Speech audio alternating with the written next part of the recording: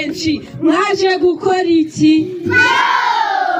Twaje kwizihiza bukuru y'imyaka 5 paruwasi yacu ya Kanabi nazishinzwe kwizihiza Mutagatifu Francisco Saveri umurinzi wacu wa Kanaba.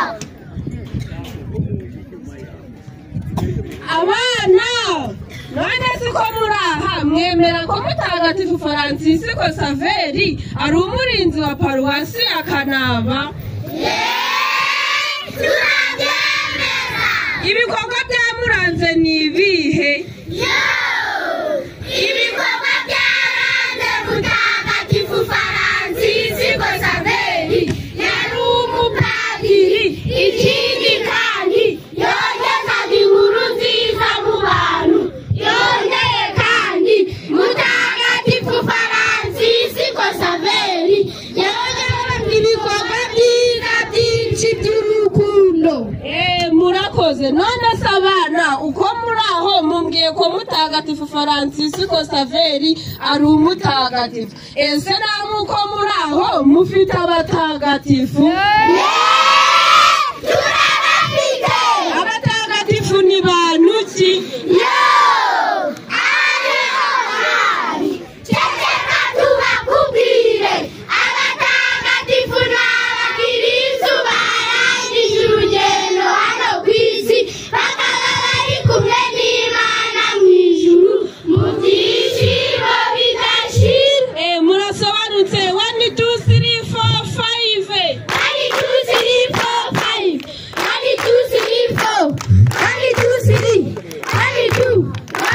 1 Murakoze. Abana ese muja mutugoroba tw'abana? Tujyaho. None se namwe atubwira umuntu washinze wageza butumwa ry'abana muri diyosezi yacu ya Ruhengeri? Umuntu washinze yageza butumwa ry'abana muri diyoseze ni Padiri Habumuremyi Frederico, arigeza muri paruwasi ya Kanaba, arisigira Padiri Jean Dieu. None ubu tugeze. Abana b'Ikanaba reka reka.